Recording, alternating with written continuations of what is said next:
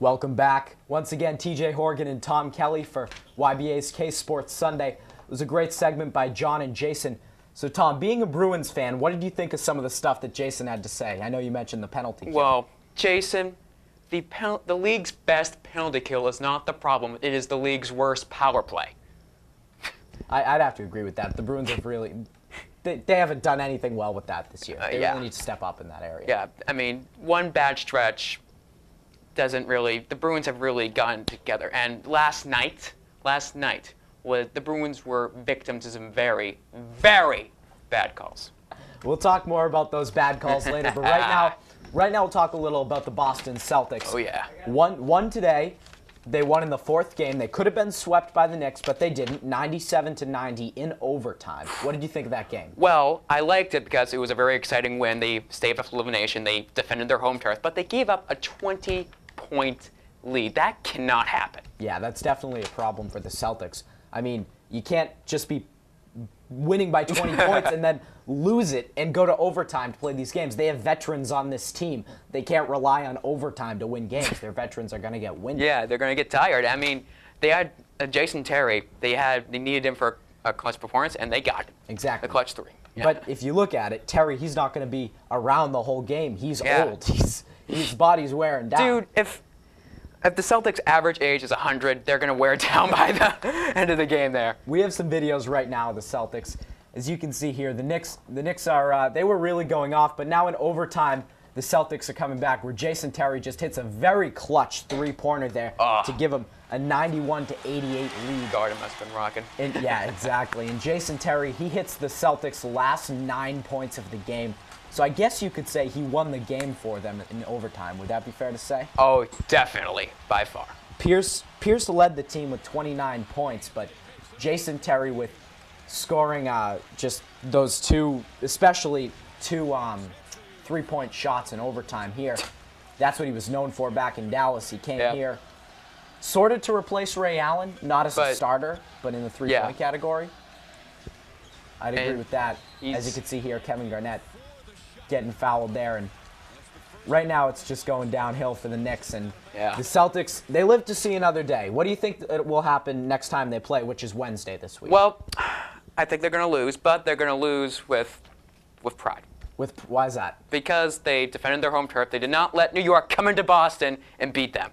That's true. Yeah, I'd have to agree. That's what I like. I think they will lose. They're playing in Madison Square Garden. It's not an easy place to play. Yeah, they don't really have I mean, they do have a chance, but certainly you can't count the Knicks out. The Knicks are such a good team. And today, the Knicks started playing defense, which was confusing because they've never really been known for their defense. Yeah. They've been known for their high-powered offense with guys like Carmelo Anthony. Yeah. And also, Wednesday, J.R. Smith will be back. He was suspended 1 game for elbowing Paul Pierce. Yes. All right, now on to talk a little bit about the Boston Red Sox. 17-7 this year. They're in first place. They're in first place by 2 games. What do you think of them this year, Tom? To me, this is the biggest surprise of the year for me. I didn't really have much expectations for the Red Sox, but I don't think anybody did. Yeah, anyone did, but especially with the emergence of John Lester and Clay Buchholz as a great 1-2 punch, I'm really excited this year. As we saw in the video, John Hand, he mentioned that the Red Sox key has been pitching. And I definitely have to agree with that. You see guys like Felix DeBrant going 3-0 this year.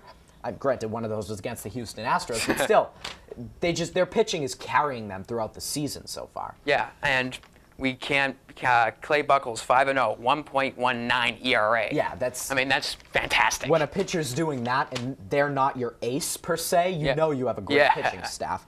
One of the guys who I've been noticing not getting as much credit because he has a 1-2 record is Ryan Dempster.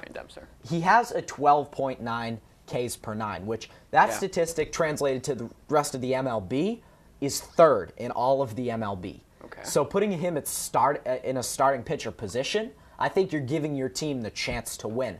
However, if guys like Allen Webster come up again and they start to have a resurgence, I know they have Allen Webster who could start potentially. Ryan Dempster getting old could move to the bullpen. I'm not saying closer action yet because they do have Bailey and when Hanrahan comes back, but he could move to the bullpen potentially. Yeah, it could be a lot like Tim Wakefield would. Definitely, potentially like that. Tom, who has been your MVP for the Red Sox this year? For me, it was Clay Buchholz. Based on the season that he had last year, not so good. 5-0, 1.19 ERA, as I just mentioned. He had a terrible season last year. 39 strikeouts to 13, only 13 walks. I think he's been fantastic. He has. He has done well this year. And this year, I'd have to say Pedroia is my Red Sox MVP. Plays a show. Just because he's pretty much been Mr. Consistent throughout his whole time with the Boston Red Sox. Oh, yeah. He hasn't done anything but perform well for them. Occasional injuries. But a player who I'd like to point out who's been rising this year, Daniel Nava. Oh, yeah. Going into the season, nobody was sure if he would start. You have guys Jackie Bradley Jr., Johnny Gomes take... Yeah, Jackie Bradley Jr. got sent down back to minors. I mean, exactly. Yeah. But in the beginning of the year, you're looking at that left field position and saying you have Victorino and Ellsbury, who are locks in the outfield. Yes. And then it's pretty much a three-way battle between Jackie Bradley Jr., Johnny Gomes, and Daniel Nava for that third outfield spot. And I believe Daniel Nava has won that. Daniel Nava's batting .299 this year, which is the second highest on the team. He's getting some clutch home runs, too. Seriously. He's slugging .522, which is unprecedented. Pretty good. He's not David Ortiz. No. When he's playing the field and slugging .522, that's a great player right there. And to talk about David Ortiz, like I just mentioned, only 30 plate appearances this year because he came back. He did give a little, he did rile up Red Sox. I love that speech. Yes, he did. We are Boston. The Red Sox. You don't mess with this city. The Red Sox got T-shirts that said, "This is our city." They got those T-shirts in the locker room last week. And Ortiz, he's leading the team already in just 30 plate appearances, so you do take it with a grain of salt, but he's leading the team in average on-base percentage and slugging. That's what you want. Exactly. And right now we have a video of Stephen Drew. Stephen Drew's sort of been off and on for the Red Sox this year, brother of JD.